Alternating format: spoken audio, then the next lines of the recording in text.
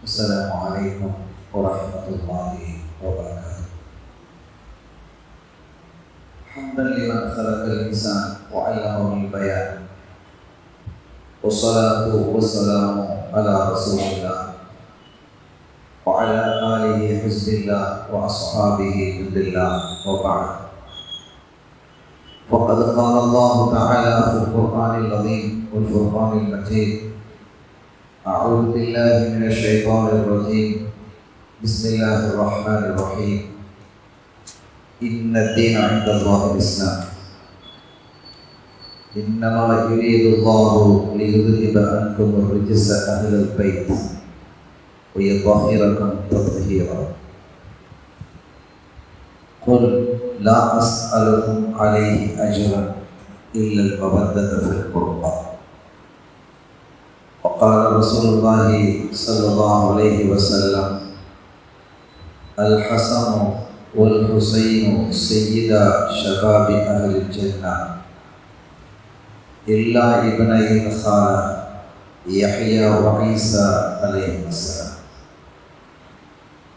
சங்கைக்குரிய உலமாக்களே, மரியாதைக்குரிய இந்த பள்ளியின் நிர்வாகிகளே, பெரியோர்களே, அன்பு சகோதரர்களே, எல்லாம் வல்ல அல்லாஹ்வின் பேரருளும் நபிகள் நாயகம் ஸல்லல்லாஹு அலைஹி வஸல்லம் அவர்களது நல்லாசியும் நம் அத்தனை பேர் மீதும் நிலவுமாக. அல்லாஹும் அவரது ரசூல் எந்தெந்த காரியங்களை எடுத்து நடக்க வேண்டும் என்று நமக்கு கட்டளையிட்டுள்ளார்களோ அவை அனைத்தையும் எடுத்து நடக்கவும், எவைகளை தவிர்த்து நடக்க வேண்டும் என்று உத்தரவு பிறப்பித்துள்ளார்களோ அவை அனைத்தையும் தவிர்த்து நடக்கவும் ஆரம்பமாக எனக்கும் உங்களுக்கும் நான் வசியத்து செய்து கொள்கிறேன். அல்லாஹ் தௌஃபீக் செய்வானாக. ஆமீன். பொள்ளாச்சி சின்னப்பள்ளி சுன்னத்துல் ஜமாத், மஸ்ஜிதுல் முஹீன் சுன்னத்துல் ஜமாத் மற்றும் பொள்ளாச்சி வட்டார ஜமாத் உலமா சபை இணைந்து நடத்தும் இந்த கர்பலா தின சிறப்பு பயான் நிகழ்ச்சியில் கலந்து கொண்டு உரை நிகழ்த்தக்கூடிய பாக்கியம் வழங்கிய வல்லவனாம் அல்லாஹ்விற்கு நெஞ்சம் நிறைந்த நன்றிகளை காணிக்கையாக்கி எனது வார்த்தைகளை தொடக்கம் செய்கிறேன். அல்ஹம்துலில்லாஹ் வஷ்குருலில்லாஹ். கண்ணியத்திற்குரிய பெருமக்களே, பொதுவாக ஆஷூரா என்றால் 10வது நாள் என்று அர்த்தம். அது எந்த மாதத்தில் உள்ள 10வது நாளுக்கும் சொல்லலாம். தாசுஆ என்றால் 9வது நாள், அது எந்த மாதத்தில் உள்ள 9வது நாளுக்கும் தாசுஆ என்று சொல்லலாம். பொதுவாக ஆஷூரா என்றால் 10வது, எந்த 10வதுக்கும் சொல்லலாம் என்று இருந்த பொழுதிலும் முஹர்ரம் மாதத்தினுடைய 10ஆம் நாள் தான் ஆஷூரா என்று விளங்கும் அளவிற்கு இந்த நிகழ்வுகள் பிரபல்யமாக ஆகிவிட்டது. அதற்கான அடிப்படை காரணங்கள் உண்டு.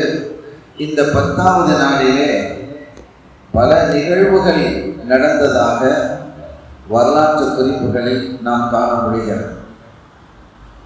ஆதம் அலைஹிஸ்ஸலாம் அவர்களை படைத்தது, அவர்களுடைய தௌபாவை அங்கீகரித்தது. நூஹ் அலைஹிஸ்ஸலாம் அவர்களுடைய கப்பல் ஜூதி மலையிலே ஒதுங்கியது.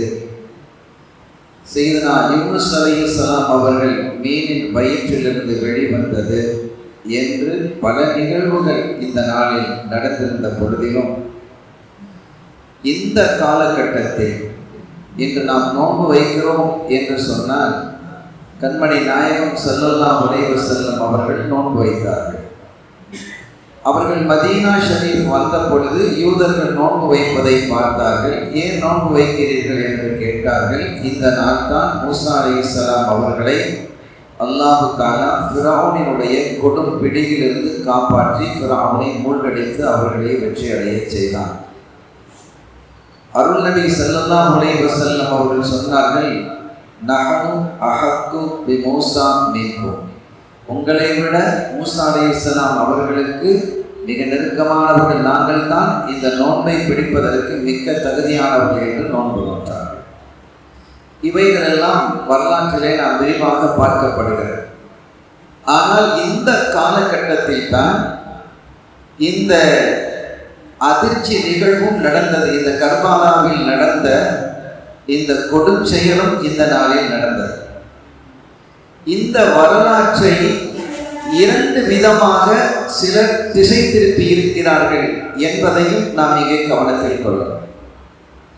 ஒன்று, ரசூல் ஸல்லல்லாஹு அலைஹி வஸல்லம் அவர்களினுடைய அஹ்லுல் பைத், அவர்களுடைய குடும்பத்தார், அந்த குடும்பத்தாரை நேசிக்க வேண்டும் என்று குர்ஆன் சொல்லுகிறது.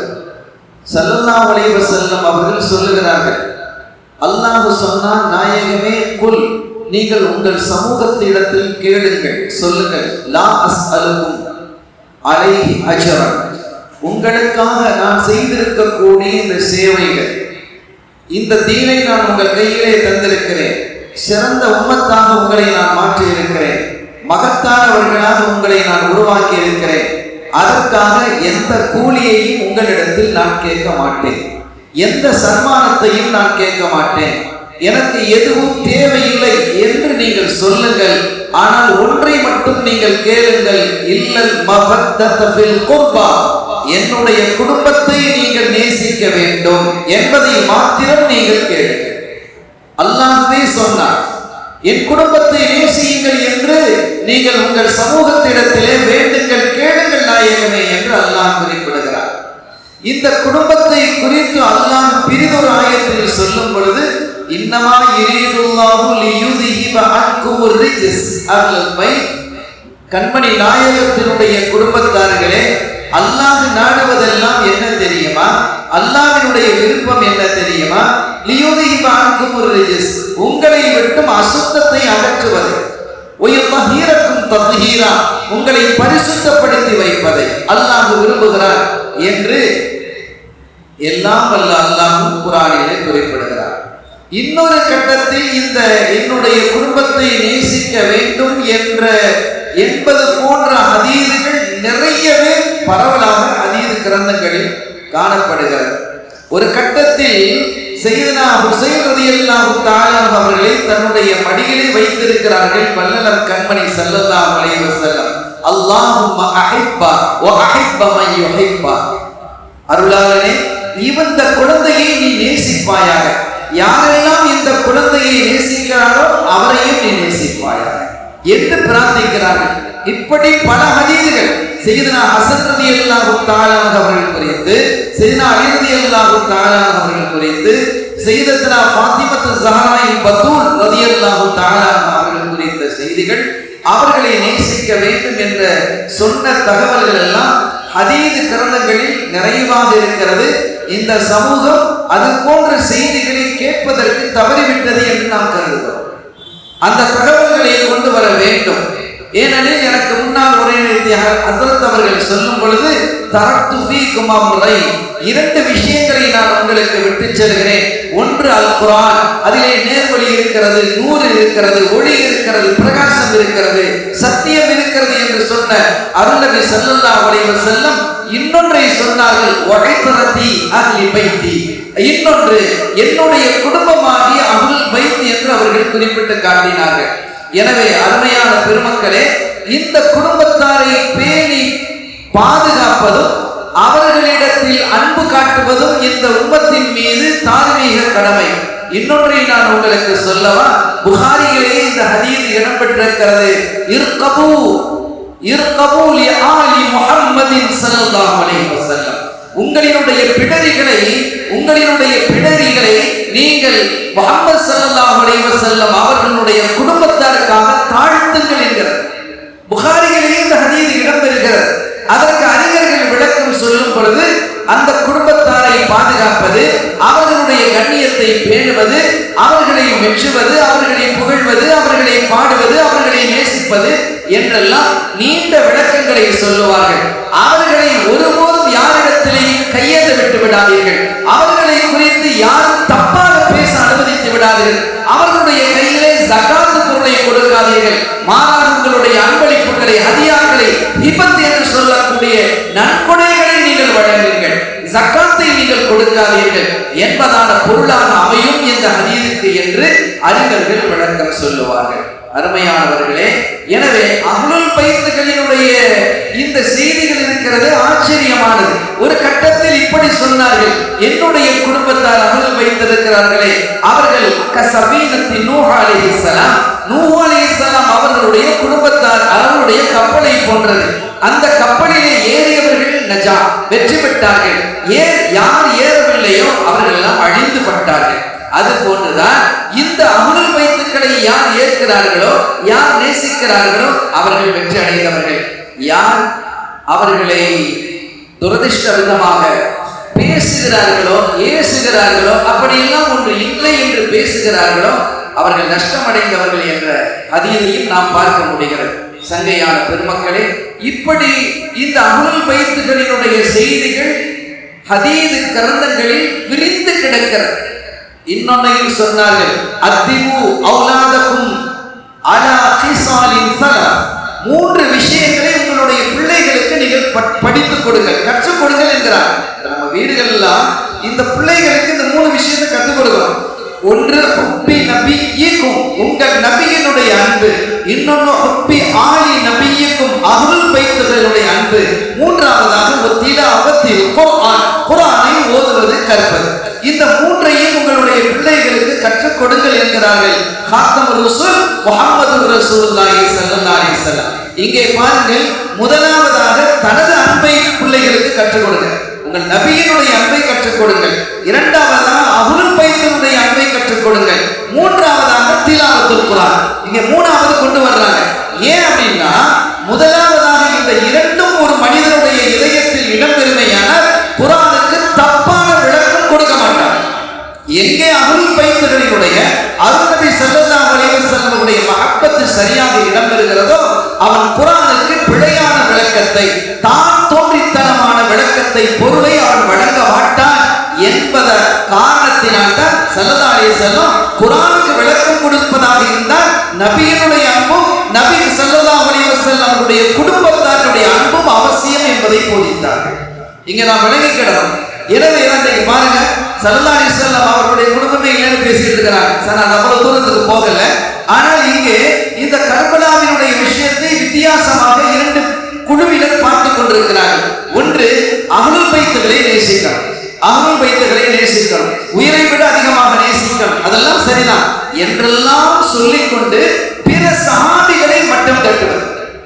அபூபக்கர் சித்திக் ரலியல்லாஹு தஆலா உட்பட, உமர் ரலியல்லாஹு தஆலா உட்பட பிற சஹாபிகளை எல்லாம் மிக இழிவாக பேசக்கூடிய ஷியாக்கள் நீங்க பார்க்கலாம்.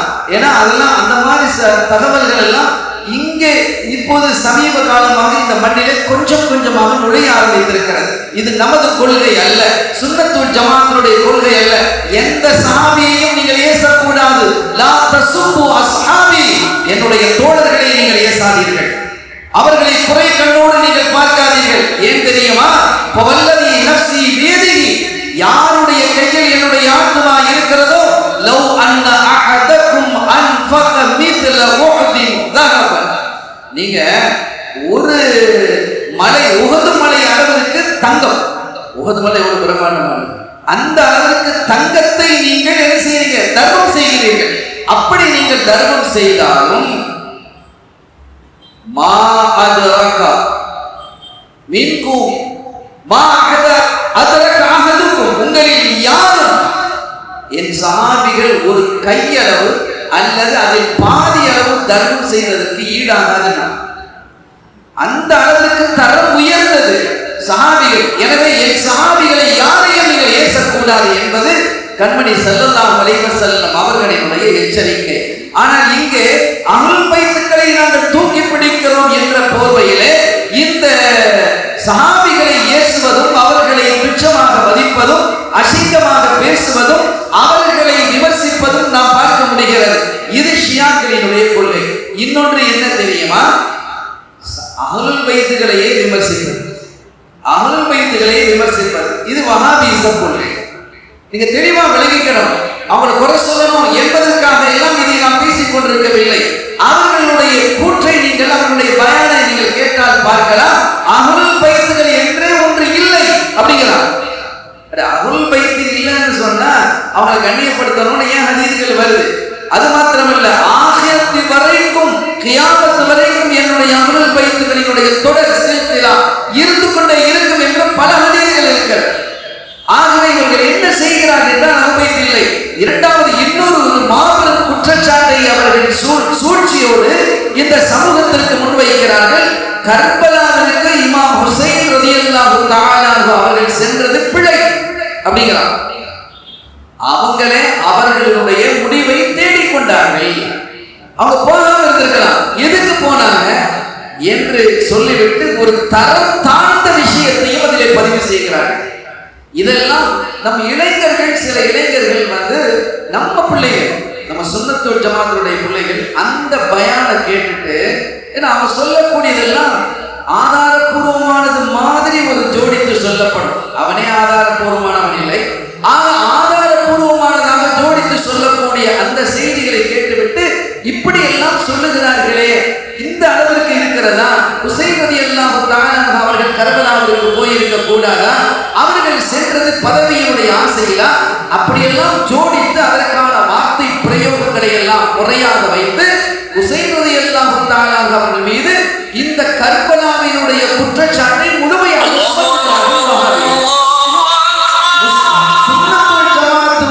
கொள்கையில் இருக்கக்கூடியவர்கள் இந்த இரண்டிலிருந்து விடுபட்டு நடுநிலையானவர்கள் ஒருபோதும் சஹாபிகளை ஏச மாட்டார்கள். ஹுசைன் ரலியல்லாஹு தஆலா அவர்கள் கூஃபாவை நோக்கி சென்றது மிகச் சரியிலும் சரி என்ற தகவலை தான் இந்த உரையின் வழியாக நான் உங்கள் முன் சமர்ப்பிக்க இருக்கிறேன். ரெண்டு செய்தி, ஒன்று அஹ்லுல் பைத்துகளை பற்றி, இன்னொன்று கர்பலா பற்றி. அஹ்லுல் பைத்துகளை பற்றி சில செய்திகளை மட்டும் வச்சிருக்கோம். அவங்களுடைய சிறப்பு என்ன, எப்படி நேசிக்கணும் அப்படின்னு ஸல்லல்லாஹு சொன்னாங்க, அல்லாஹ் சொன்னான் அப்படிங்கிறத நம்ம முன் வச்சிருக்கிறோம். இதோட நான் அதை முடிச்சுக்கிறேன். ஏன்னா கர்பலாவினுடைய செய்தி என்பது நீண்ட நெடிய பிரயாண செய்தி இருந்த பொழுதிலும் அதை நான் குறிப்பிட்ட அந்த நேரத்திற்குள் இன்ஷா அல்லாஹ் நிறைவுபடுத்தும் வகையிலே சுருக்கியும் அதே சமயத்தில் விளக்கமாகவும் நான் சொல்வதற்கு முற்படுகிறேன். அருமையான பெருமக்களே, இந்த கர்பலா பிரச்சனை என்பது அகீதா, கொள்கை சார்ந்த ஒரு பிரச்சனை அல்ல. முதல் விஷயம், அரசியல் சார்ந்த பிரச்சனை. இது எங்கிருந்து தொடங்குகிறது என்றால், சையதுனா உஸ்மான் இப்னு அஃபான் ரலியல்லாஹு தஆலா அன்ஹு அவர்களுடைய மரணத்திலிருந்து இது தொடங்குகிறது. அவங்க ஷஹீதானதிலிருந்து இது தொடங்குது. அவர்கள் ஷஹீதான பொழுது அவர்களை ஷஹீதாக்குனது யாரு அப்படின்னு கேட்டா, பின்னால் முனாஃபிக்குகள் இருக்கிறார்கள், யூதர்கள் இருக்கிறார்கள் என்றாலும் அதிலே சிக்கியவர்கள் முஸ்லிம்கள் தான். நான் அவர்களுடைய பெயர்களை எல்லாம் கூட குறிப்பிட முடியும். அந்த அளவுக்கு வரலாற்று சில பதிவுகள் இருக்கிறது. ஆக அந்த அளவிற்கு உதுமான் ரலியல்லாஹு தஆலா அவர்களை முஸ்லிம்கள் ஷஹீதாக்கிய பொழுது அவங்க ஷஹீதாயிட்டாங்க.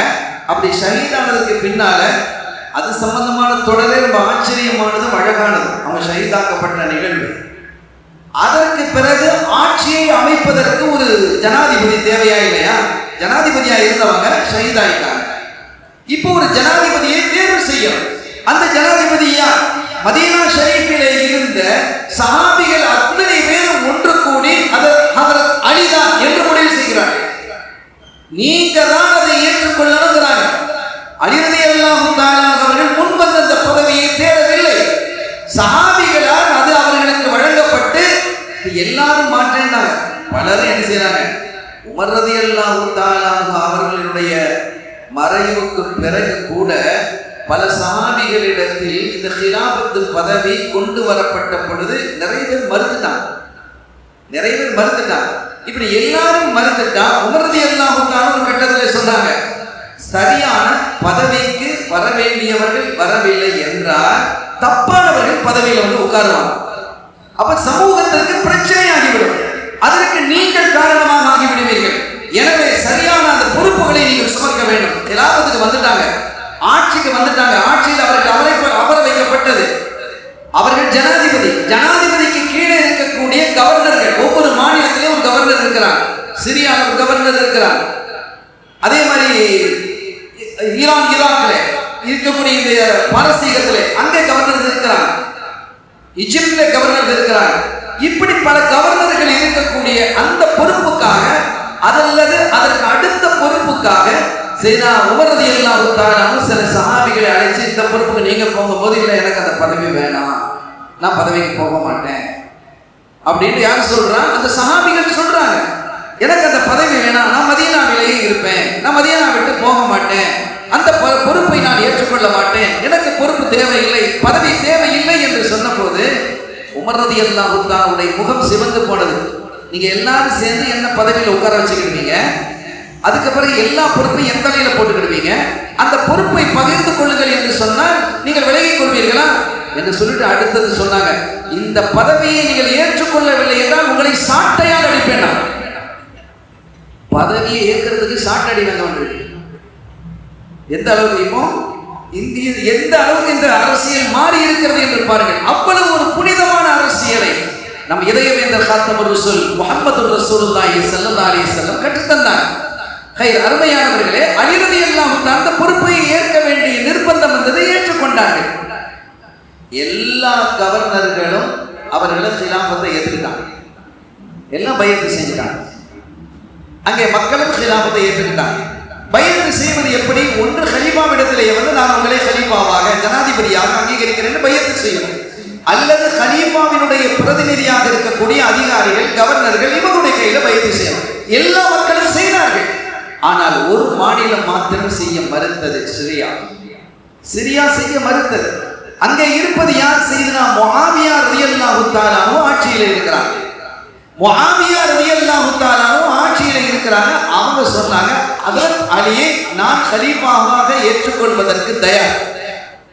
உதுமான் ரலியல்லாஹு தஆலாவுடைய காலத்திலேயே சிரியாவினுடைய கவர்னராக முஆவியா ரலியல்லாஹு தஆலா இருக்கிறாங்க. சிறந்த ஒரு ஆட்சி, அழகான ஒரு ஆட்சி, நாட்டை வளப்படுத்தினாங்க, நலப்படுத்தினாங்க, சுத்தப்படுத்தினாங்க. நல்ல ஒரு அருமையான சூழலை அந்த நாட்டிலே சிரியாவிலே உருவாக்கினார்கள். ஷாமிலே அருமையான ஆட்சியை கொடுத்தவர்கள் தான் முஆவியா ரலியல்லாஹு தஆலா. ஆனால் இது ஒரு விஷயத்தில் அவர்களுக்கு கருத்து வேறுபாடு ஏற்பட்டது. அவங்க சொன்னாங்க, உஸ்மான் ரலியல்லாஹு தஆலா ஜனாதிபதி, அவர்களை யார் கொலை செய்தார்களோ அந்த கொலையாளிகளை கண்டுபிடித்து அவர்களை கைது செய்து அவர்களுக்கான தண்டனையை வழங்கிவிட்டு அரசாட்சி அமைக்க வேண்டும். இதான் முஆவியா ரலியல்லாஹு அன்ஹு கூற்று. ஒரு உஸ்மான் ரலியல்லாஹு தான் சொர்க்கவாதி, ரசூலுல்லாஹ்வினுடைய மருமகனாக திகழ்ந்தவர்கள், 2 மகளை கல்யாணம் முடிச்சவங்க, இன்னும் மகள்கள் இருந்தால் அவர்களுக்கே நான் கட்டி கொடுப்பேன் என்று சொன்ன அளவிற்கு ஸல்லல்லாஹு அலைஹி வஸல்லம் அவர்களால் வாழ்த்து பெற்றவர்கள்.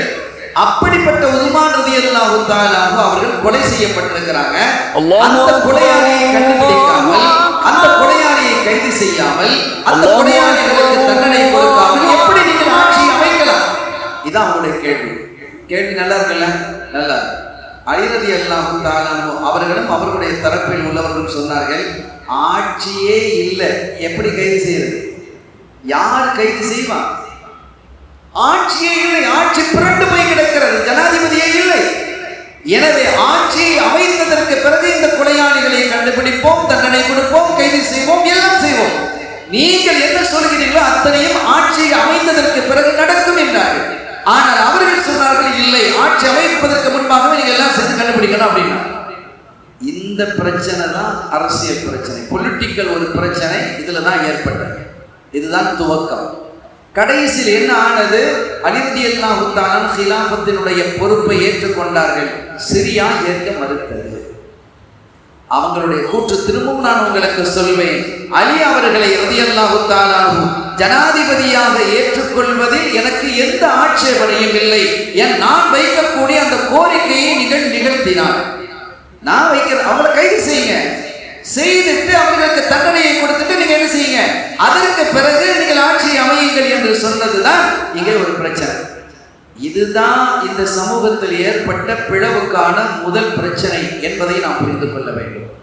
அதற்காக முஆவியா ரலியல்லாஹு தஆலா அவர்களை இந்த சமூகம் விமர்சிப்பதோ, அவர்களை குறைத்து பார்ப்பதோ, பேசுவதோ நிச்சயமாக இந்த ஷரீஅத்தில் அனுமதிக்கப்பட்டது இல்லை.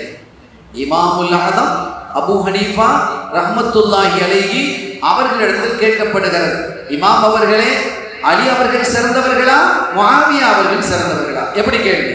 இமாமுல் ஆஸம் அவர்களிடத்தில் கேட்கப்படுகிறது, இந்த இருவரில் யார் சிறந்தவர்கள் என்று கேட்கப்பட்ட பொழுது அவர்கள் சொன்னார்கள், இந்த கேள்வி தேவையில்லாத கேள்வி, வம்புக்கான கேள்வி என்பதை புரிந்து கொண்டு மிக அழகாக சொன்னார்கள், இது குறித்து அல்லாஹ் என்னிடத்தில் கேள்வி கேட்க மாட்டான், அதுக்கு நான் ஏன் உங்களிடத்தில் பதில் சொல்ல?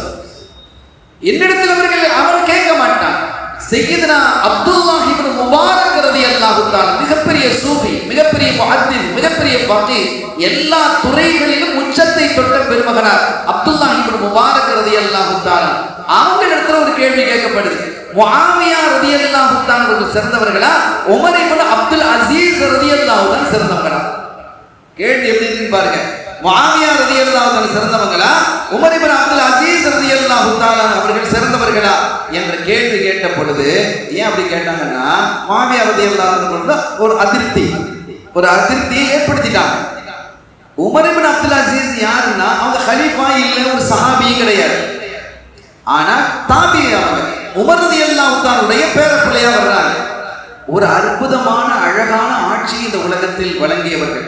அவர்களுடைய ஆட்சி காலத்தில் ஒரு கட்டத்தில் ஜகாத் வாங்குவதற்கு ஆள் இல்லாமல் ஆனார்.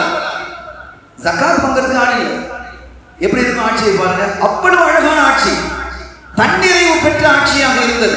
ஜகாத்தினுடைய பொருள்கள் எல்லாம் பைத்துல் மாலில் வந்து குவிந்து கிடக்கிறது. கோதுமைகளாகவும் கேழ்விறகுகளாகவும் பழங்களாகவும் வந்து குவிந்து கிடக்கிறது, மூடை மூடையாக இருக்கிறது. ஆனால் அதை பெறுவதற்கு ஆள் இல்லாமல் போனது. எல்லாம் கெட்டு நாசமா போயிடும். பணமா இருந்தா இருக்கும், இதுவும் எப்படி இருக்கும், கெட்டு போயிடும் இல்ல. ஒரு கட்டத்தில் அவர்கள் சொன்னார்கள், இந்த உணவுகளை எல்லாம் மலைகளிலே கொண்டு பறந்து விடுங்கள், என் நாட்டை கடந்து செல்லக்கூடிய பறவைகள் சாப்பிட்டு விட்டு செல்லட்டும். பறவைகளுக்கு கொடுக்கப்பட்டது. அப்படி ஒரு சூழ்நிலை, ஒரு அற்புதமான ஆட்சியை வழங்கியவர்கள். அப்படிப்பட்ட உமர் இப்னு அப்துல் அசீஸ் அவங்க சிறந்தவங்களா, முஆவியா சிறந்தவங்களா அந்த கேள்வி கேட்ட பொழுது சையதுனா அப்துல்லாஹ் இப்னு முபாரக் ரலியல்லாஹு தஆலா கொஞ்சமும் யோசிக்காமல் சொன்னார்கள், முஆவியா தான் சிறந்தவர்கள் ரலியல்லாஹு தஆலா. ஏன் தெரியுமா? உமர் இப்னு அப்துல் அசீஸ் ஸல்லல்லாஹு அலைஹி வஸல்லம் அவர்களை பார்க்கல, முஆவியா பார்த்திருக்கிறாங்க. முஆவியா ரசூலுல்லாஹ்வுடைய கையை தொட்டிருக்கிறாங்க. முஆவியா ஸல்லல்லாஹு அலைஹி வஸல்லம் அவர்களோடு ஒன்றாக அமர்ந்து சாப்பிட்டு இருக்கிறார்கள். முஆவியா ரலியல்லாஹு தஆலா ஸல்லல்லாஹு அலைஹி வஸல்லம் அவர்களோடு ஒன்றாக பிரயாணித்திருக்கிறார்கள். அவர்களுக்கு பின்னால் பல முறை நின்று தொழுதிருக்கிறார்கள். அவர்கள் கேட்கக்கூடிய துஆவுக்கு ஆமீன் சொல்லி இருக்கிறார்கள். இப்படி எத்தனை பாக்கியம் முஆவியா ரலியல்லாஹு அன்ஹு அவர்களுக்கு கிடைத்திருக்கிறது. இந்த பாக்கியங்களில் ஒன்றும் உமர் இப்னு அப்துல் அசீஸ் அவர்களுக்கு இல்லை. உமர் இப்னு அப்துல் அசீஸ் மகத்தானவர், மாண்பானவர், உன்னதமானவர், பரிசுத்தமானவர். ஆனால் ஒரு சஹாபிக்கு அவர் ஈடாக முடியாது என்றார்கள் அப்துல்லாஹ் இப்னு முபாரக் ரலியல்லாஹு தஆலா. இது இந்த ரெண்டு செய்தியும் சஹாபிகளை குறித்து தப்பான அபிப்பிராயங்கள் ஏற்படாமல் இருப்பதற்கு போதும் என்று நான் கருதுகிறேன். செய்திக்கு நான் வருகிறேன். அருமையானவர்களே, இப்ப முஆவியா ரலியல்லாஹு அன்ஹு ஆட்சி, நல்ல ஆட்சி. அலி ரலியல்லாஹு அன்ஹு இன்னொரு பக்கம் ஆட்சி பார்த்தாங்க. மதீனால ரத்தம் சிந்தக்கூடிய நிலைமை உருவாகிறது என்று சொல்லி மதீனா என்ற அந்த இருந்த தலைநகரை கூஃபாவுக்கு யார் மாத்துறா? அலி ரலியல்லாஹு அன்ஹு மாத்திட்டாங்க, கூஃபாவுக்கு மாத்தியாச்சு. இப்ப கூஃபாவில் ஒரு தலைநகர், சிரியாவில் ஒரு தலைநகர், ரெண்டு ஆட்சி நடந்து கொண்டிருக்கிறது. ரெண்டு பேருக்கும் இடையில் சிஃபின், ஜமல் என்ற யுத்தங்களும் நடந்து முடிந்தது. இது பல முஸ்லிம்கள் ஷஹீதானாங்க. அதெல்லாம் வலியான செய்திகள், வேதனையான செய்திகள், இரத்த கரை படிந்த வலி மிகுந்த தகவல்கள். இப்படிப்பட்ட இரண்டு பட்ட நிலையில் சமூகம் இருந்த பொழுது ஒரு கட்டத்தில் அலி ரலியல்லாஹு தஆலா அவர்கள் ஷஹீதாக்கப்பட்டதற்கு பிறகு சையதுனா ஹசன் ரலியல்லாஹு அன்ஹு ஆட்சிக்கு வராங்க. ஹசன் ரலியல்லாஹு என இந்த முன்னுரையை விளங்கினால்தான் ஹுசைன் ரலியல்லாஹு தஆலா அவருடைய வரலாறை பற்றி நமக்கு தெரியும். நான் அதை சுருக்கமாக சொல்லுவேன், இதையும் சுருக்கமாகத்தான் சொல்கிறேன். ஏன்னா இது தெரியாம நீ அங்க போகும்போது தான் ஹுசைன் ரலியல்லாஹு தஆலா பத்தி வஹாபிகள் சொல்றாங்க இல்ல, பாத்தீங்களா, அதிகாரத்துக்காக வேண்டி போயிட்டாங்க அப்படின்ட்டு. இதெல்லாம் இந்த அடிப்படை விளங்காததுனால தான். அதனால தான் இந்த பேச உங்களுக்கு நான் கொஞ்சமாக சுட்டி காட்டுகிறேன். சையதுனா அலி ரலியல்லாஹு தஆலா ஷஹீதாக்கப்பட்ட பொழுது அந்த இடத்திற்கு யாரை கொண்டு சஹாபிகள் வைக்கிறாங்க? ஹசன் ரலியல்லாஹு தஆலா கொண்டு வைக்கிறாங்க. அலி ரலியல்லாஹு தஆலாவுடைய மூத்த மகனான ஹசன் ரலியல்லாஹு தஆலா, நான் வரல, எனக்கு வேணாம், நான் இங்க இருக்கிறேன், ஆனா எனக்கு இந்த பதவி வேணாம். உங்கள யாராவது எத்தனை சஹாபிகள் இருக்கிறீங்க, நீங்க நீங்க பதவி ஏற்றுக்கணுங்க போது இல்லை நீங்கள் தான் தகுதியானவர்கள் என்று வற்புறுத்தி அந்த பதவியில உட்கார வச்சாங்க. 6 மாத காலம் அந்த ஆட்சியை சிறப்பாக நடத்தினார்கள். அவர்களுடைய உள்ளத்தில் ஒரு வேதனை இருந்து கொண்டு இருக்கிறது. என்ன நம்ம சமுதாயம் 2ஆ பிரிச்சு கிடக்குதே, 2 குழுவாக இருக்கிறது என்று வேதனை எழுந்து ஒரு கட்டத்தில் முஆவியா ரலியல்லாஹு அன்ஹு அவர்களை அழைத்து இந்த பொறுப்பையை நீங்களே சேர்த்து வச்சுக்கங்க, சமூகம் ஒன்றாக இருக்கட்டும். ஒரு ஆட்சி நடத்துவதற்கான எல்லா தகுதியும் இருக்குது, சப்போர்ட் இருக்குது, இராணுவம் இருக்குது, பொருளாதாரம் இருக்கு. இதுக்கு மேல என்ன வேணும்? இந்த ஆட்சியை கொண்டு போய் நீங்க நடத்துங்கன்னு ஒரு ஆட்டை கொடுக்கிறதா இருந்தால் எவ்வளவு உயர்ந்தவர். ஸல்லல்லாஹு அலைஹி வஸல்லம் அவர்கள் ஒரு முறை மிம்பரிலே இருக்கிறார்கள். ஹசன் ரலியல்லாஹு அன்ஹு அங்கே வாராங்க. அவங்க அம்மா அனுப்பி வைக்கிறாங்க, பாப்பா போ தம்பி போங்க, அப்பா உங்க பாட்டனர் குத்பா ஓதிக்கிட்டு இருக்கிறாங்க, ஜும்மாக்கு போங்க, குத்பாக்கு போங்க. உமர் வர்றாங்க, சின்ன பிள்ளை அப்படி தத்தி வர்றாங்க. ஸல்லல்லாஹு அலைஹி வஸல்லம் மேடையில் இருந்து மெம்பரில் இருந்து கீழே இறங்கி ஹசன் ரலியல்லாஹு அன்ஹு தூக்கி தன்னுடைய பக்கத்தில் வைத்துக் கொண்டு சொன்னார்கள், ஹாதா இப்னி சய்யிதுன், என் புள்ள இருக்காரே ஹசன் சய்யித், அவர் ஒரு லீடர். ஒரு கட்டத்தில் ரப்புல் ஆலமீன் அல்லாஹ் தஆலா என் பிள்ளையை கொண்டு யுஸ்லிஹுல்லாஹு பிஹி, இந்த சமூகத்தில் 2 பெரும் பிரிவு ஏற்பட்ட பொழுது, பிளவு ஏற்பட்ட பொழுது, இந்த பிளவை நீக்கி ஒற்றுமையை ஏற்படுத்துவதற்கு ஒரு முஸ்லிஹாக, இணக்கத்தை ஏற்படுத்தக்கூடியவராக என்னுடைய பிள்ளை இருப்பார் அப்படின்னு ஸல்லல்லாஹு முன்னறிவு செஞ்சாங்க. அந்த மெம்பர்ல வச்சு என் பிள்ளை இந்த சமூகத்தில் ஏற்பட்டிருக்கக்கூடிய பிளவை நீக்கி ஒரு சமாதான, தன்னுடைய மகனார் யஸீதை ஆட்சியில் வர வைத்தார்.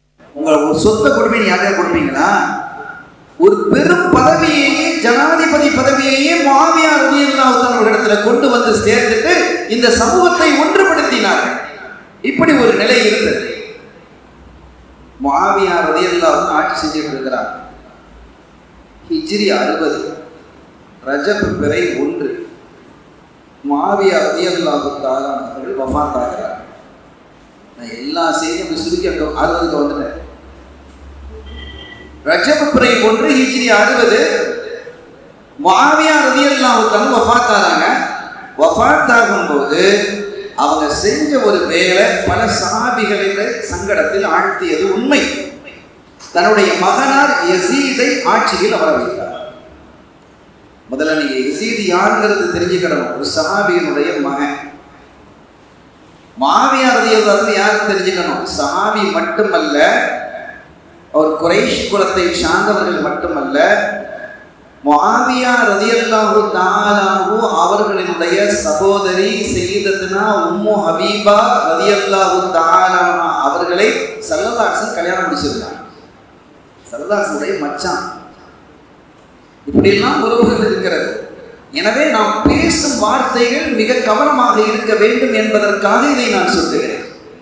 ஆனால் இவர்களினுடைய இந்த பதவி பிரமாணம் தன்னுடைய மகன் யஸீதை பதவியிலே அமர வைத்தது என்பதை பல சஹாபிகள் அங்கீகரிக்கிறார். சரி, அமர்ந்தாச்சு. இப்ப அமர்ந்ததற்கு பிறகு யஸீதோடு எல்லாரும் பையத்து செய்யணும். எல்லா கவர்னர்களும் பையத்து செய்யணும். கவர்னர்களுக்கு கீழே இருக்கக்கூடிய மக்களும் பையத்து செய்யணும். இப்ப இந்த இடத்துல 2 நகரை குறிப்பிட வேண்டியது அவசியம். ஒன்று மதீனா ஷரீஃப், இன்னொன்று கூஃபா. மதீனாவினுடைய கவர்னராக இருப்பது வலீத் இப்னு உத்பா. ஏன்னா நிறைய சஹாபிகள் அங்க இருக்கிறார். கூஃபாவினுடைய தலைவராக இருப்பது நுஅமான் இப்னு பஷீர். கவர்னராக இருப்பது நுஅமான் இப்னு பஷீர். இந்த 2ஐயும், மற்றதுக்கெல்லாம் நிறைய கவர்னர் இருக்கிறாங்க.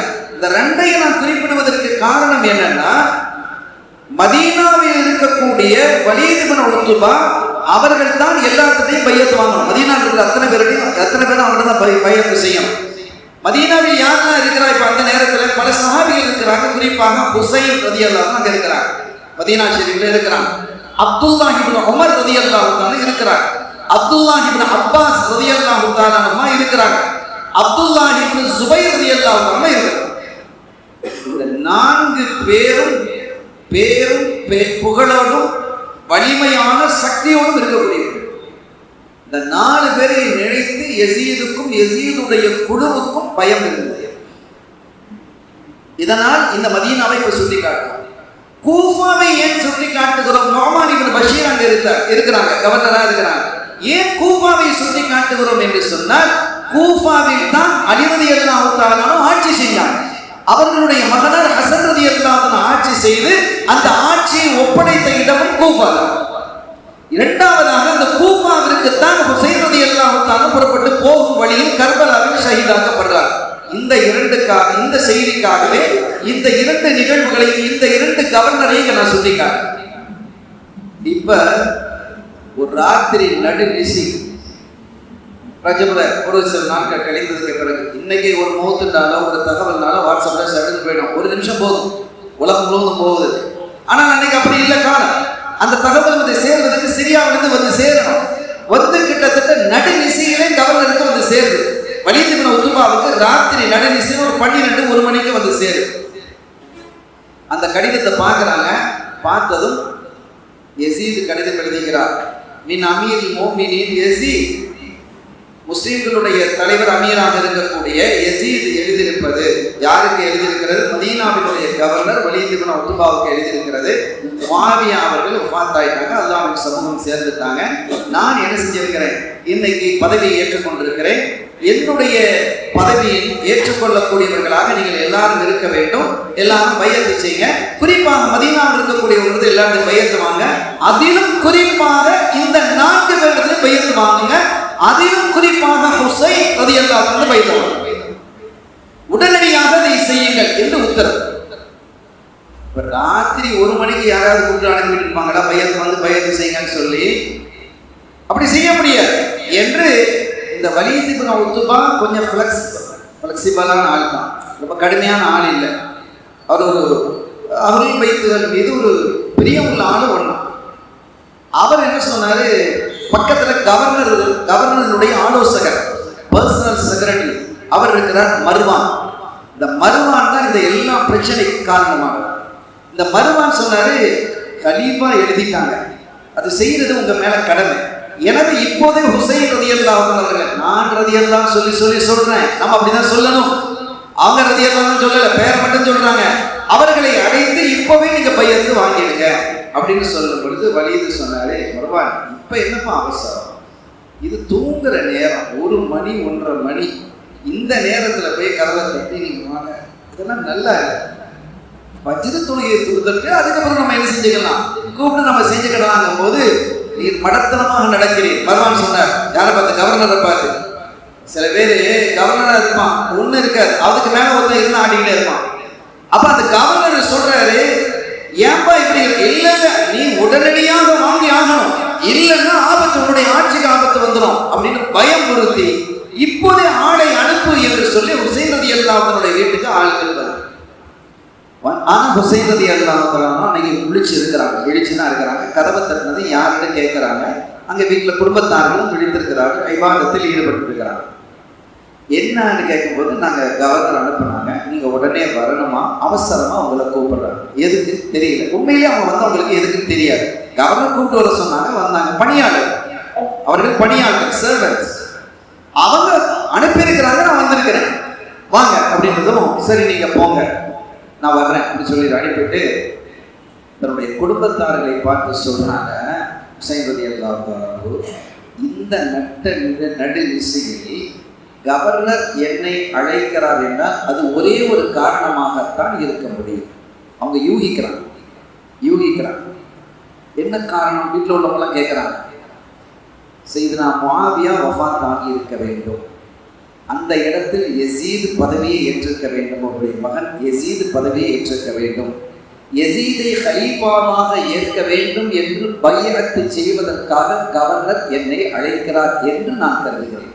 எவ்வளவு துல்லியமா சொல்றாங்க பாருங்க, எவ்வளவு துல்லியமாக இருக்கு.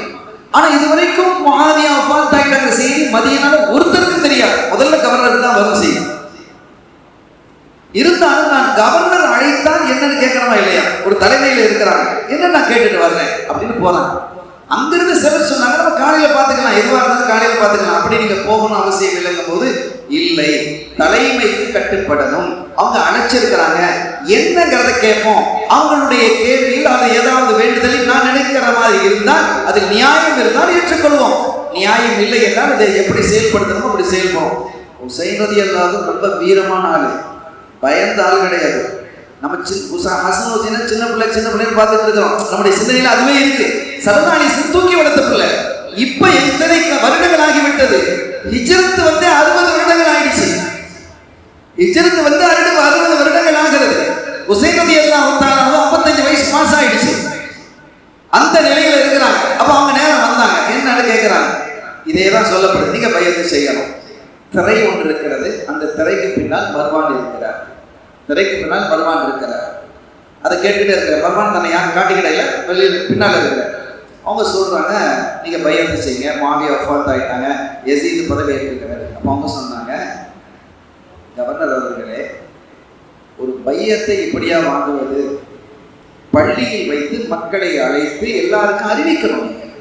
அறிவித்து பையத்தை செய்வதான முறை இதுவரை இப்படித்தான் நடந்திருக்கிறது. இது என்ன நட்ட நடுநிசையில் இப்படி ஒரு யாருக்கும் தெரியாத அளவிலே என்னை மட்டும் அழைத்து நீங்கள் பையத்தை வாங்குவது நியாயமானதா? இது சரியானதா என்று கேட்டபோது, ஆமாமா அது சரியில்லைதான் அப்படின்னு கை வைத்துட்டார். வலீது இப்னு உத்பா சரியாதான் இருக்கிறார், இவன் விடமாட்டான். அப்ப அவர் சரியாக இருக்கிறார், சரிதான் அப்படி என்று சொன்னதும், சரி அந்த மாதிரி நீங்க பள்ளியில செய்யுங்க. நீங்கள் கேட்பது அந்த பையத்தை செய்வதற்கு உரியவர் தான் என்று இருந்தால் நான் பையத்தை செய்வேன். அது தகுதியானவராக இருந்தால் நான் பையத்தை செய்வேன், இல்லைன்னா செய்ய மாட்டேன் அப்படின்னு சொல்லிட்டு வெளியில வந்துட்டான். பையத்தை செய்வதும் செய்யாமல் இருப்பதும் என்னுடைய விருப்பம். ஓட்டு போடுறதும் ஓட்டு போடுறதுனா யாரும் ஓட்டு போடலாம் இல்ல. அதனால நான் ஏற்பதும் ஏற்காமல் இருப்பதும் என்னுடைய விருப்பம் அல்லவா? அதனால அதை நாளைக்கு பார்த்துக்கலாம். ஆனா இப்படி நீங்க செய்யாதீங்க, மக்கள் மன்றியில் அறிவிங்க, அது சரிதான் நான் என்ன அப்படின்னு சொல்லிட்டாங்க. ஹுசைன் ரலியல்லாஹு அன்ஹு வெளியில வந்துட்டாங்க. மர்வான் தெளிந்து வெளியில வந்தார். கவர்னரை பார்த்து கேட்டாரு, வலி தப்பு பண்றீங்க, நீங்க தப்பு பண்றீங்க. பையத்தை வாங்கித்தான் அனுப்பி இருக்க வேண்டும். ஒருவேளை அவர்கள் பையத்தை செய்ய முடியாது என்று மறுத்திருந்தால் அவர்களை இந்த இடத்திலேயே நீங்கள் கொண்டிருக்க வேண்டும் என்றார். மதீனாலே கொண்டு இருக்கிறார், அங்கே கர்பலாவை கொண்டு வந்தார் மர்வான். இதுதான் நடந்தது. அதற்கு பிறகு இனி வெடிந்தது, செய்திகள் பரவியது. இனி பல்வேறு பிரச்சனைகள், சில பேர் ஏத்துக்கிட்டாங்க, சில பேர் ஏத்துக்கிடையில இப்படி கலோபலமாக இருக்கு. சஹாபிகளும் அவர்களுக்கு நெருக்கமானவர்களும் ஹுசைன் ரலியல்லாஹு அன்ஹு வீட்டில் வந்து சொன்னாங்க, நீங்க இனிமேல் மதீனா ஷரீஃபில் இருப்பது உங்களுக்கு பாதுகாப்பானது அல்ல. பிரச்சனை உங்களுக்கு கொடுத்துட்டே இருப்பாங்க. ஏன்னா அரசாங்கம் அவங்க கையில் இருக்கு, அரசு அவங்க கையில இருக்கிறதுனால உங்களுக்கு பிரச்சனை வந்துகிட்டே இருக்கும். நீங்க என்ன செய்யுங்க, மக்காவுக்கு நீங்க போங்க, அது உங்களுக்கு ஒரு அளவு பாதுகாப்பு.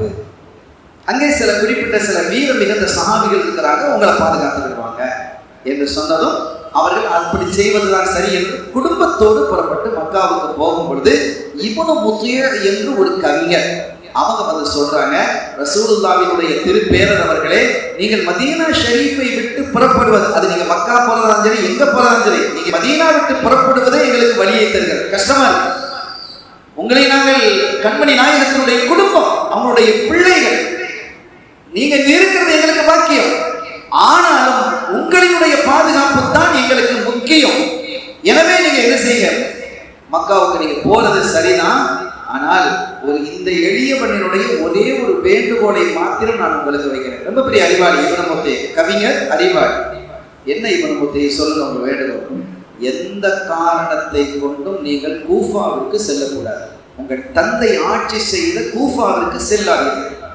அந்த கூஃபா வாசிகள் அவர்கள் தங்களுடைய வாக்குகளை நிறைவேற்றவில்லை உங்கள் தந்தை விஷயத்தில். எனவே கூஃபா மக்கள் அழைச்சிட்டு இருக்கிறாங்க, நீங்க போகக்கூடாது என்று உங்களுக்கு கருணையோடு கேட்டுக்கொள்கிறேன் அப்படின்னு சொல்லி அனுப்பி வச்சிருக்காங்க.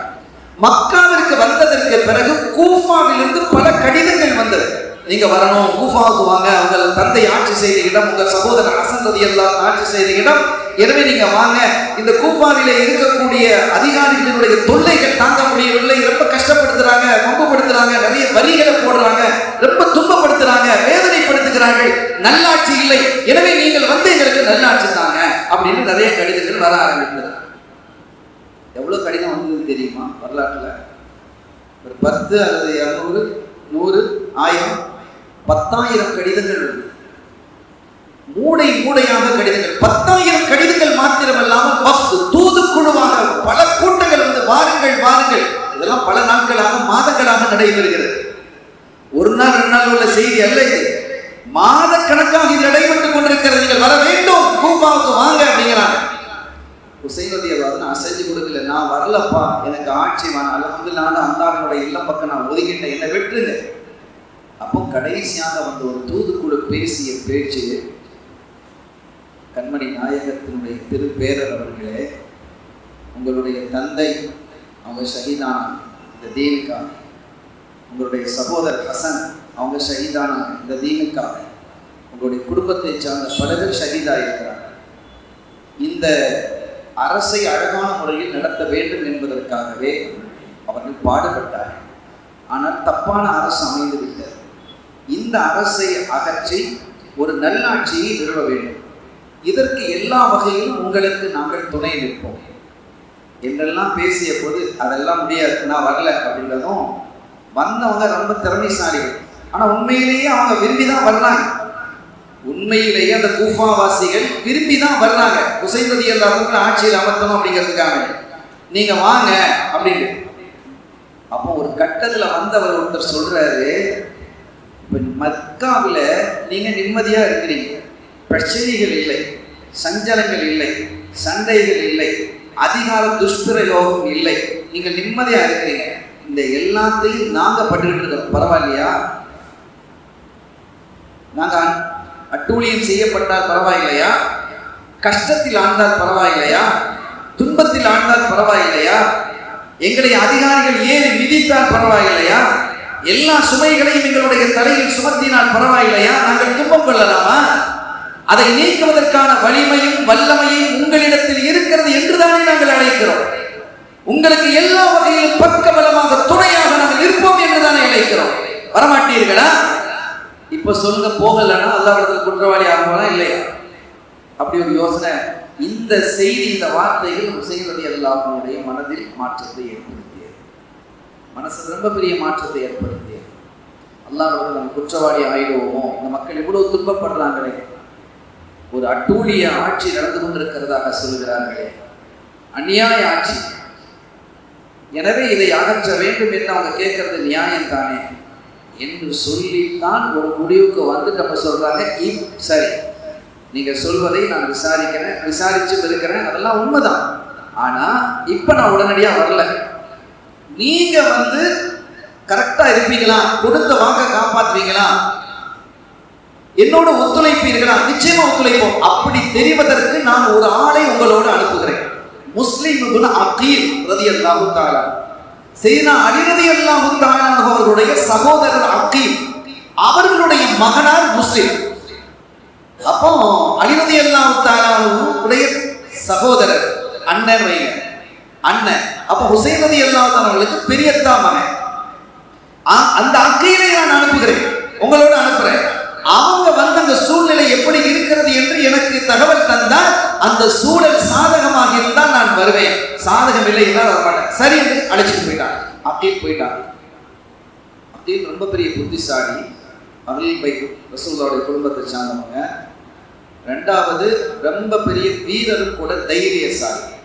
அங்க போனா கூஃபாவில் ஒவ்வொரு இல்லத்திலும் எங்க வீட்டுக்கு வாங்க, எங்க வீட்டுக்கு வாங்க மக்கள் தாங்குறாங்க. அப்படிங்கிற எல்லாரும் தாங்குறாங்க. யார் வீட்டுல தங்குறதுன்னு சொல்ல முடியாத அளவுக்கு எங்க வீட்டுல வந்து தங்குங்க என்று மக்கள் அழைக்கிறார்கள். 1000 வீடுகள் ரெடியாக இருக்கிறது தங்குவதற்கு. எந்த வீட்டுல போறது? ஒரு நாளைக்கு ஒரு வீட்டுல தங்கினாங்க. எல்லாரையும் சந்தோஷப்படுத்த வேண்டும் என்பதற்காக எங்க வீட்டுக்கு வாங்கலாம், எங்க வீட்டுல தங்குங்களேன். ஒவ்வொரு நாளும் ஒரு வீட்டிலே தங்கினார்கள் செய்தனா முஸ்லிம் இப்னு அகீல் ரலியல்லாஹு தஆலா. அப்படி தங்கி இருக்கும் பொழுது மக்கள் கொஞ்சம் கொஞ்சமாக வந்து அவர்களிடத்தில் பையத்து செய்தாங்க. ஹுசைன் ரலியல்லாஹு தஆலா அவர்களை பொறுப்பாளராக ஏற்றுக்கொள்வதற்கு, அவர்களை தலைமை ஏற்றுக்கொள்வதற்கு நாங்கள் உங்களிடத்தில் பையத்து செய்கிறோம் என்று 18,000 பேர் பையத்து செய்தாங்க.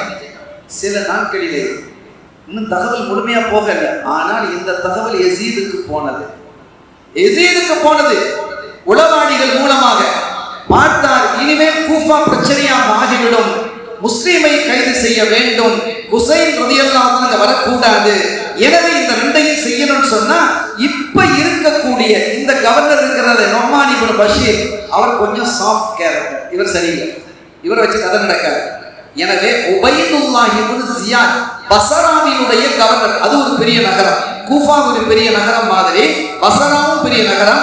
அந்த நகரத்தினுடைய கவர்னராக இருக்கக்கூடிய உபைதுல்லா இப்னு ஜியாத் அவரையே என்ன செய்கிறாங்க, கூஃபாவிற்கும் நீங்க தான் கவர்னர். ரெண்டு மாநிலத்துக்கு கவர்னர் சில பேர் இருப்பாங்க. இருந்து சின்ன பின்னமாவே ஒன்றும் இல்லாம கடைசியில் தேர்தலில் தோத்து ஒண்ணு கிடையாம போனாங்கலாம் இருக்கா இல்லையா, அந்த மாதிரி 2 இடத்துக்கு அவர் கவர்னராக ஆனார். 2க்கு கவர்னர். ஆனா ரொம்ப வம்பு பிடிச்சவன் ஜியாத் இப்னு ஜியாத், உபைதுல்லா இப்னு ஜியாத். அவன் வந்து பள்ளிகளில் அறிவிப்பு செய்தான், முஸ்லிம் எங்கு இருக்கிறார், முஸ்லிமை என்னிடத்தில் ஒப்படைக்க வேண்டும்.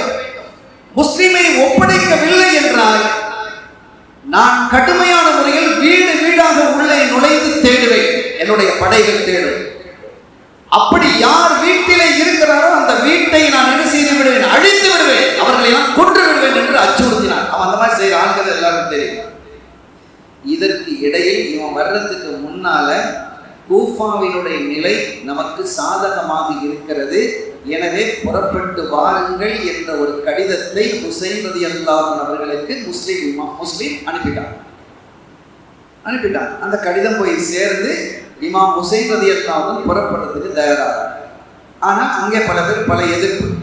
இப்னு அப்பாஸ் ரலியல்லாஹு அன்ஹு போட்டவங்க சொல்றாங்க, நீங்க போகாதீங்க, மக்காவிலேயே ஒரு ஆட்சியை நாம் ஏற்படுத்துவோம், இந்த கொடுங்கோல் ஆட்சிக்கு எதிராக மக்களையும் ஆட்சி ஏற்படுத்துவோம், நீங்க ஏன் போகணும், உங்களுக்கு பின்னால நாங்க நிற்கிறோம். இல்ல, அந்த மக்கள்லாம் நாம் இங்க ஏற்படுத்திட்டா அந்த மக்கள் நமக்கு கீழே இருப்பாங்க, அந்த மக்கள் துன்பப்பட்டு இருக்கிறாங்க, அந்த துன்பத்தை துடைப்பது யார், நான் வாக்கு கொடுத்து விட்டேன், அவர்கள் உண்மையிலே கஷ்டப்படக்கூடியவர்களாக இருக்கிறார்களா, அந்த மக்கள் நம்ம இடத்துல ஒத்துழைப்பு தருவார்களா, முஸ்லிம் எனக்கு எழுதிட்டாரு ஒத்துழைப்பு தருவாங்க, புறப்பட்டுவாங்க, நான் புறப்படுறேன் அப்படின்ட்டான். இவங்க என்ன செய்யறாங்க, குடும்பத்தோடு புறப்பட்டு போறாங்க. அப்போது சஹாபிகள் அவர்களுடைய முஹிப்பீன்கள் வந்து, சரி நீங்க போறீங்க, குறிப்பிட்ட சில வீரர்களை வேண்டாமனு அழைச்சிட்டு போங்க, குடும்பத்தை அழைச்சிட்டு போகாதீங்க. குடும்பத்தை அவங்க சொன்னாங்க, நான் சண்டை போடவா போறேன், யுத்தம் நடத்தவா செல்கிறேன், அங்கே சென்று அதிகாரிகளிடத்திலே நியாயமாக பேசி நல்ல ஆட்சியை நான் தான் இருக்கணுங்கிறது இல்லை, நான் போய் ஆட்சியை அமர்வதற்காக செல்லவில்லை, ஆட்சியை சீர் செய்வதற்காக ஆட்சியாளர்களிடத்திலே பேசுவதற்காக செல்கிறேன்.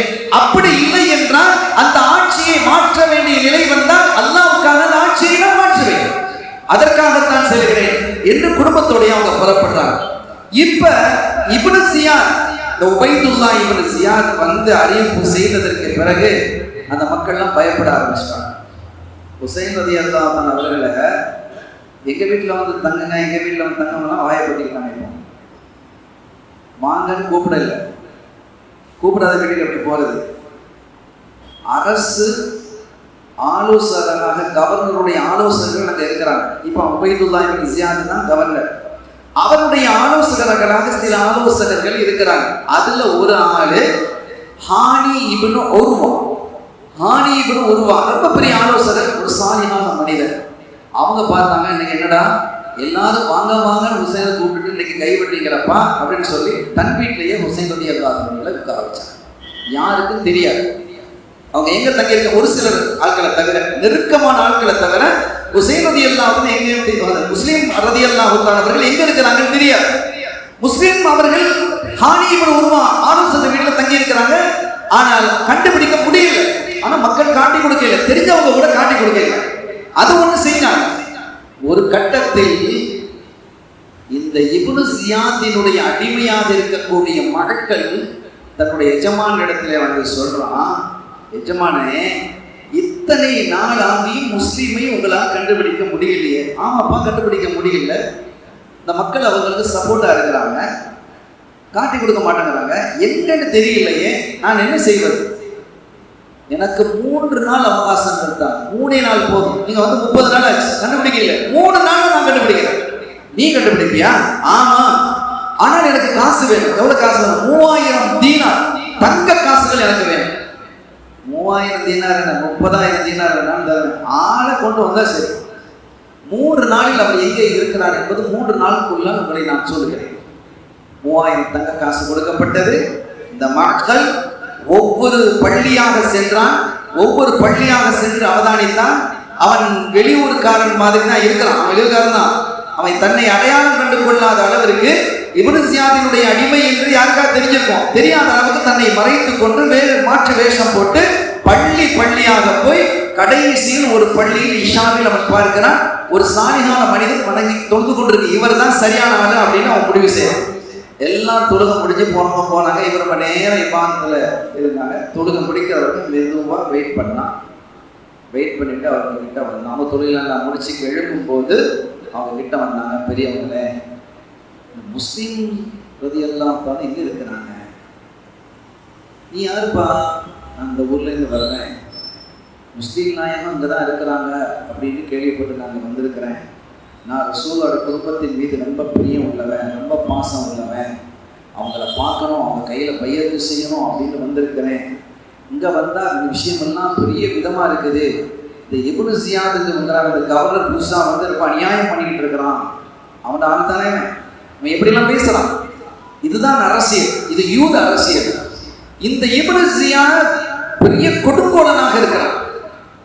எனவே நான் அவர்களிடத்தில் பையத்தை செய்து அந்த பையத்தினுடைய அடிப்படையிலேயே நான் என்ன செய்யணும், எங்கள் ஊருக்கு போய் ஒரு பெரிய படையை திரட்டி முஸ்லீம் அவர்களுக்கு சப்போர்ட்டா கொண்டு வரணும். இந்த இப்னு ஜியாத் இந்த ஊர்ல இருந்து விரட்டி அடிக்கணும். அதுக்காக வேண்டி மட்டுமல்ல, நாங்கள் ஒரு பெரிய பண பொக்கிஷத்தையும் கொண்டு வந்திருக்கிறேன்னு போனது காட்டுறோம். 3000 தங்க காசுகள் எப்படி இருக்கும்? 3000 தீனார்கள் லேசா, 3000 தீனார்களை கொண்டு வந்திருக்கிறேன். அதனால தயவுகூர்ந்து எனக்கு அவங்க எங்க இருக்கிறாங்கிறத காட்டினா நான் கையில போய் பையத்தை செய்கிறேன், அந்த திருமுகத்தை பார்க்கணும்னு நான் ஏங்கி கிடக்கிறேன் என்றெல்லாம் அவங்க பேசிய பொழுது அப்போ அவங்க சொன்னாங்க, ஏன்பா இந்த பள்ளிக்கு எத்தனை பேர் வந்துட்டு போறாங்க, எத்தனை 100 பேர் வந்திருப்பாங்க, இவங்களெல்லாம் விட்டுட்டு நான் தான் உனக்கு கிடைச்சேனா அப்படின்னு அவங்க கேட்குறாங்க. நான் தான் உனக்கு கிடைச்சேனா அப்படின்னு அவர் சொல்லும்போது அவன் சொல்றான், நான் எல்லாருடைய முகத்தையும் பார்த்தேன், யாரையும் நம்ப முடியல, பயமா இருக்கு. இப்னு ஜியாதுக்கு போய் சொல்லிடுவாங்களோன்னு பயமா இருக்கு. உங்க முகத்தை பார்த்தா மட்டும்தான் எனக்கு அந்த நிம்மதி கிடைத்தது. எனக்கு அந்த பாக்கியம் இல்லாமல் நீங்க ஆக்கி விடாதீர்கள், தயவுகூர்ந்து அந்த பெருமகனார எனக்கு காட்டுங்கன்னு கால விடாத குறையாக கேட்டதும் அவங்களோட கல்வி இறங்கிடுச்சு. சரி, நாளை காலையில் ஃபஜ்ருக்கு பிறகு இந்த இடத்துக்கு வா, நான் போய்கிட்டே இருப்பேன், எனக்கு பின்னால வந்து என்று சொல்ல மறுநாள் அப்படியே வந்து நேரம் ஹானி இப்னு உர்வா வீட்டுக்கு கூட்டிட்டு போயிட்டாங்க. ஏன்னா இவங்க உடனே வரநாள் தான் இந்த சாலிஹான ஆள். அவங்க திறக்கப்பட்டது, உள்ள போனாங்க, முஸ்லீமை பார்த்தாங்க, இந்த நன்றியை கொடுத்தாங்க. கையை அவன் என்ன செஞ்சான், அந்த மக்கள் அவங்க பார்க்கறான், கையை முத்துறான், காலை முத்துறான், நெத்தியை முத்துறான், அவங்க கையில பையத்தை செய்யறான், எல்லாம் கூத்து பண்றான், எதுவும் செய்வான். இந்த மாதிரி யூதர்களுடைய பின்னணியில் இருக்கக்கூடிய எதுவும் செய்வான், எல்லாமே செய்து முடித்து விட்டு அந்த காணிக்கையை கொடுத்துட்டு அவன் நேரம் என்ன செஞ்சான், நேரம் வந்தது கவர்னர் மாளிகை வந்து சொன்னான், நிஜமா முஸ்லீம் இருக்கிற இடம் தெரிஞ்சிச்சு, எங்க கண்டுபிடிச்சிட்டியாங்கிறது மட்டுமல்ல, உங்களுக்கு பக்கத்துல முதல் ஆலோசகர் யார், ஹானி இப்னு உர்வா, அவர் வீட்டில் தான் இருக்கு. உனக்கு ஆலோசகர், முஸ்லீமுக்கு பாதுகாவலர். எவ்வளவு பெரிய கேமரா இருக்கு. அப்படியா? ஹானி அழைக்கப்பட்டது. ஹானிக்கு 2 நாள் சுகம் இல்லை, அரசாங்கத்துக்கு வரல, கவர்னர் மாளிகைக்கு வரல. ஏன் வரல? எனக்கு சுகம் இல்லை, கட்டாரியால் அடிச்சு கொன்னுடுவேன் ஒண்ணு, அப்படிலாம் பேசுனது. ஹானி மேல அவ்வளவு பெரிய மரியாதை வைத்திருந்தாங்க. நான் கேட்கிற கேள்விக்கு பதில் சொல், முஸ்லிம் எங்கே? முஸ்லிமா? அவர் எங்க இருக்காரு? அதைத்தானே என்னால தேடிட்டு இருக்கிறோம். ஓஹோ, நடிக்கிறீங்களோ என்று ஒரு கையை தட்டினதும் மக்கள் வந்து நிற்கிறான். இவனை தெரியுமா, நேற்று உன் வீட்டுக்கு வந்தானா? அப்பதான் விளங்கிச்சு இவனுடைய விஷமத்தனம் என்னன்னு. கட்டாரியால் அடித்த பொழுது அவருடைய மண்டை வெடித்து ரத்தம் சிந்தியது ஹானி இப்னு உர்வா அவர்களுக்கு. இந்த செய்தி முஸ்லீம் அவர்களுக்கு கேட்டு 4000 பேர் படையை திரட்டி கொண்டு அவங்க என்ன செஞ்சாங்க, நேரா இந்த கவர்னர் மாளிகைக்கு வந்தாங்க. கவர்னர் மாளிகையில் 50 வீரர்கள் தான் இருக்கிறாங்க. நடந்த நிகழ்வு பெரியது. அங்கிருந்து கொண்டு இந்த இப்னு ஜியாத் அவன் அறிவித்தான், சிரியாவிலிருந்தும் பஸ்ராவிலிருந்தும் மாபெரும் படை வருகிறது.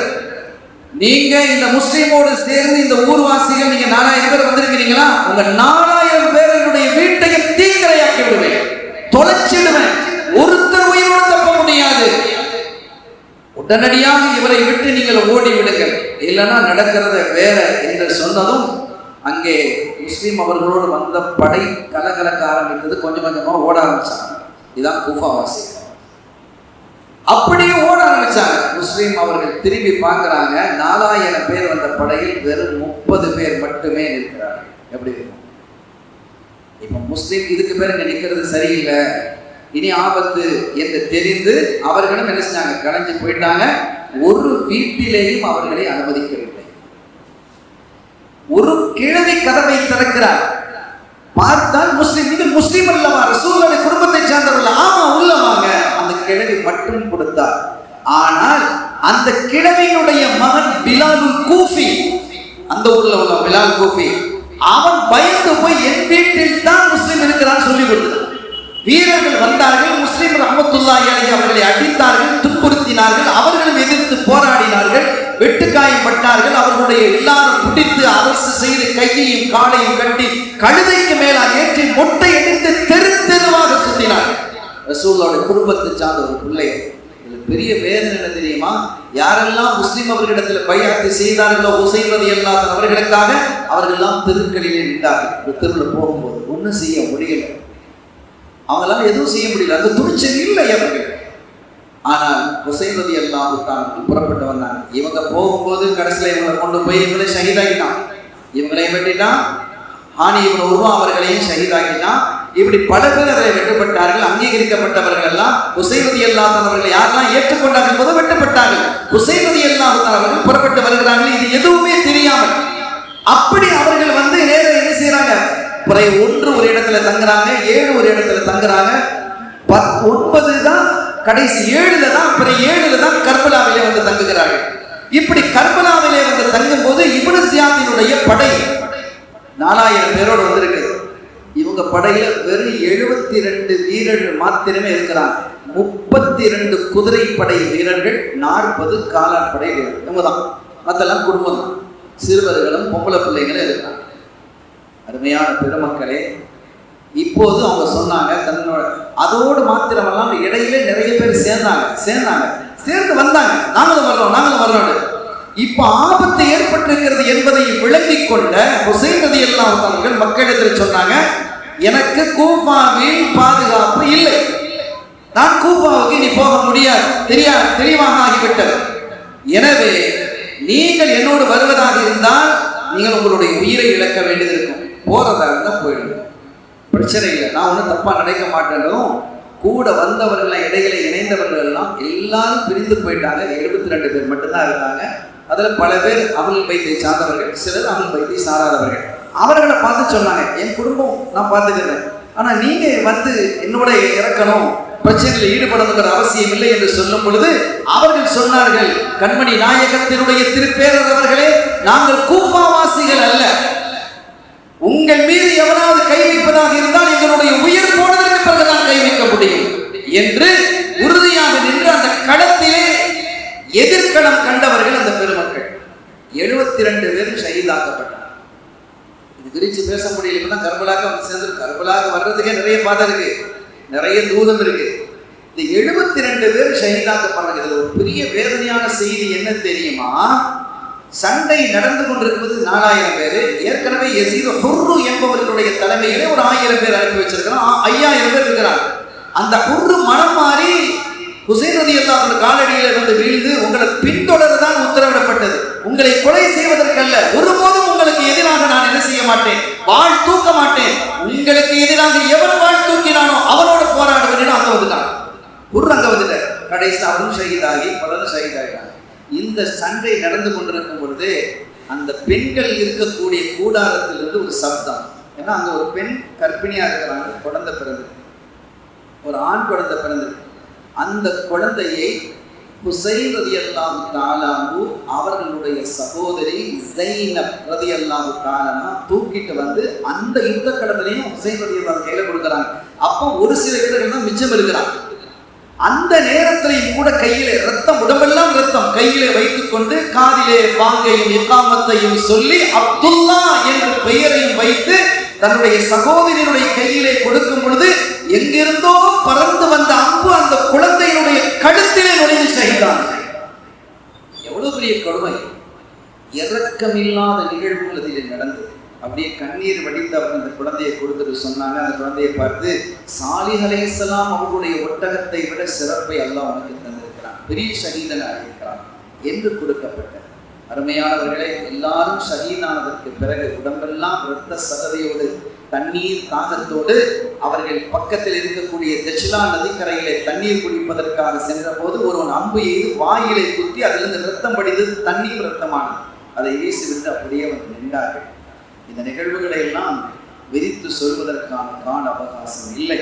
அருமையானவர்களே, அந்த சமயத்தில் ஒரு குழந்தை கூடாரத்திலே கட்டுவதற்காக கட்டி வைத்திருந்த அந்த கம்பை முளையை பிடுங்கி எதிரிகளை துவம்சம் செய்து விடுவேன் என்று அப்படி கையை காட்டுது. அந்த சின்ன பிள்ளை, ஒரு 4-5 வயசு பிள்ளை, அப்படி கையை காட்டியதும் அங்கே இருக்கக்கூடிய ஷிமார் என்பவன், இவன் தான் இந்த யுத்தத்திற்கே காரணமானவன்.